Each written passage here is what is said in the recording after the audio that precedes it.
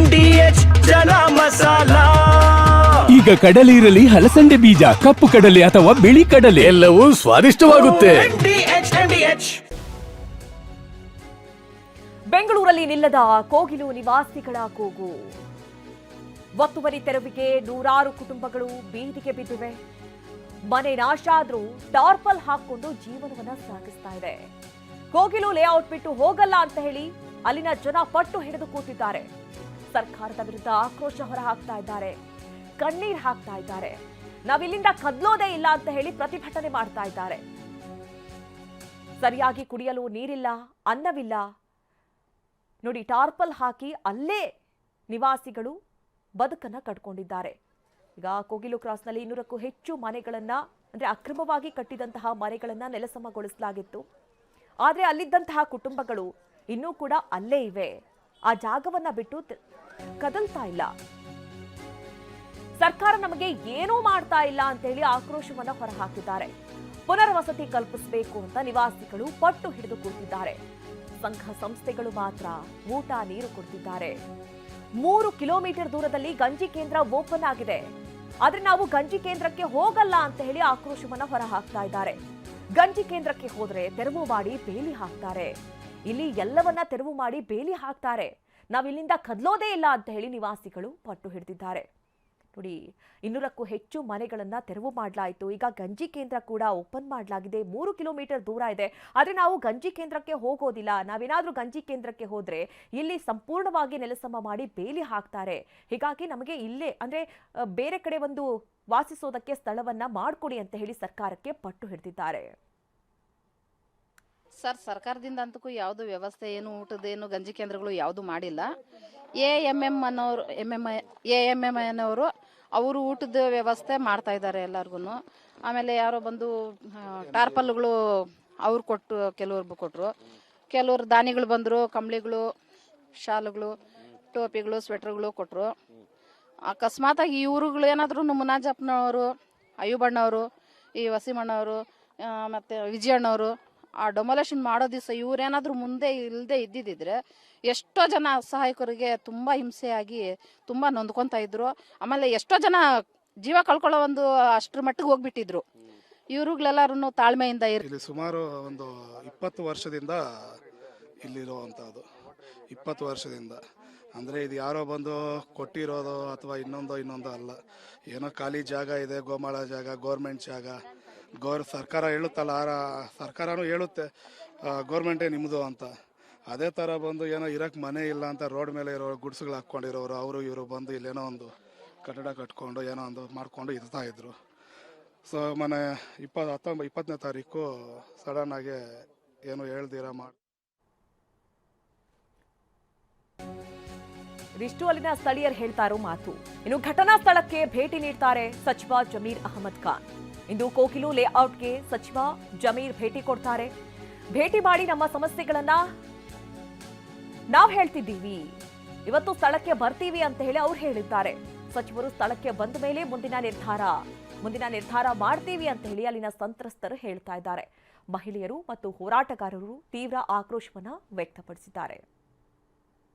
ದಿನಾಂಕ 20ನೇ ತಾರೀಕು ಡಿಸೆಂಬರ್ 2025 ಶನಿವಾರ ಬೆಳಗ್ಗೆ 6 ಗಂಟೆಯಿಂದ ರಾತ್ರಿ 8 ಗಂಟೆವರೆಗೂ ಕೂಡ 300 ಮನೆಗಳನ್ನು GBA ಮತ್ತು ಜಿಲ್ಲಾಡಳಿತ ಮತ್ತು ಸರ್ಕಾರ ಮತ್ತು ಪೊಲೀಸು ಎಲ್ಲ ಸೇರಿ ಧ್ವಂಸ ಮಾಡಿ ಎಳೆ ಮಕ್ಕಳನ್ನ ಮತ್ತು ಮಹಿಳೆಯರನ್ನು, ವೃದ್ಧರನ್ನ, ಇವ್ರನ್ನೆಲ್ಲ ಸೇರಿ ಚಳಿಯಲ್ಲಿ ಬೀದಿಗೆ ಬಿಟ್ಟವ್ರೆ.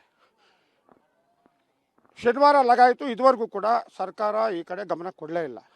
ಇವತ್ತು ಕೂಡ ಚಳಿಯಿಂದ ಮೈ ಚಳಿಯಿಂದ ಪಾಪ ಮಕ್ಕಳು ಬೀದಿಗೆ ಬಿದ್ದವ್ರೆ. ಮಕ್ಕಳಿಗೆ ಹಾಲಿಲ್ಲ, ಶುದ್ಧವಾದ ಕುಡಿಯೋ ನೀರಿಲ್ಲ, ಊಟೋಪಚಾರ ಇಲ್ಲ, ಯಾವುದೂ ಇಲ್ಲ.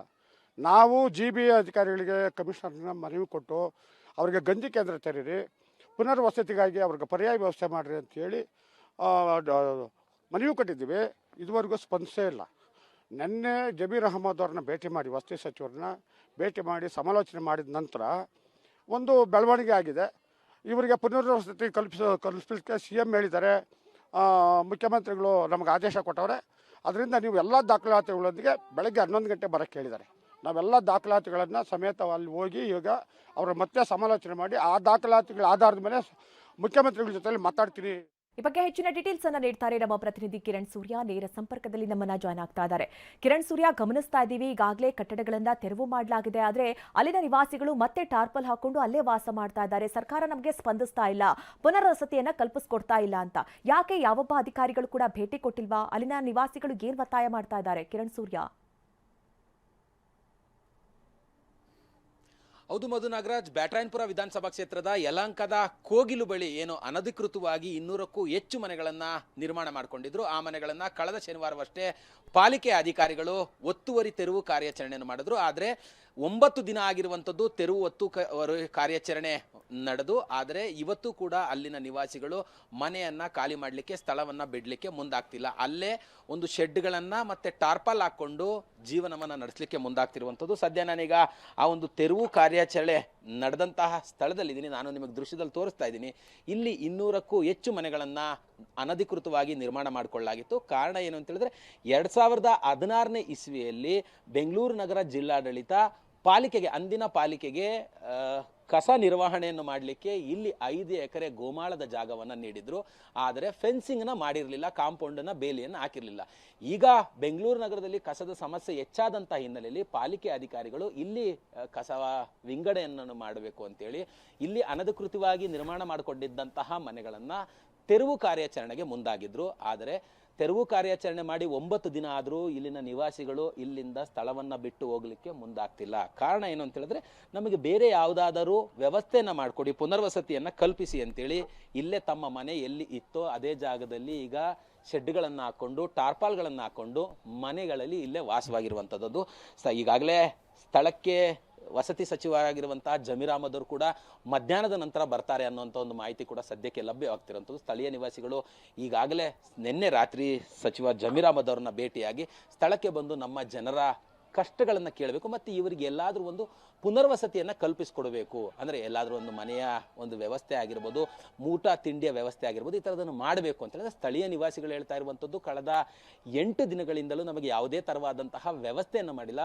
3 ಕಿಲೋಮೀಟರ್ ದೂರದಲ್ಲಿ ಗಂಜಿ ಕೇಂದ್ರವನ್ನು ತೆರೆದಿದ್ದಾರೆ. ನಾವೇನಾದರೂ ಅಲ್ಲಿಗೆ ಹೋದರೆ ಸಂಪೂರ್ಣವಾಗಿ ಇಲ್ಲಿ ಕ್ಲೀನ್ ಮಾಡಿ ಬೇಲಿಯನ್ನು ಹಾಕ್ಕೊಳ್ತಾರೆ, ನಾವಿಲ್ಲಿ ಮತ್ತೆ ವಾಸ ಮಾಡಲಿಕ್ಕೆ ಸಾಧ್ಯ ಆಗೋದಿಲ್ಲ. ಆ ಕಾರಣಕ್ಕಾಗಿ ನಮಗೆ ಸರ್ಕಾರದಿಂದ ಯಾವುದಾದರೂ ಭರವಸೆ ಸಿಗೋವರೆಗೂ ಸಚಿವರು ಸ್ಥಳಕ್ಕೆ ಬಂದು ನಮಗೇನಾದರೂ ಅಂದರೆ ಮನೆಯನ್ನು ನಿರ್ಮಾಣ ಮಾಡಿಕೊಡ್ತೀವಿ, ಪುನರ್ವಸತಿಯನ್ನು ಕಲ್ಪಿಸ್ತೀವಿ ಅಂತ ಹೇಳುವವರೆಗೂ ನಾವು ಇಲ್ಲಿಂದ ಹೋಗೋದಿಲ್ಲ ಅನ್ನೋಂಥ ಒಂದು ಮಾತು ಕೂಡ ಈಗಾಗಲೇ ಹೇಳ್ತಾ ಇರುವಂಥದ್ದು. ನಿನ್ನೆಯಷ್ಟೇ ಕೇರಳದ ಸಂಸದರ ನಿಯೋಗ ಭೇಟಿ ಕೊಟ್ಟಿತ್ತು.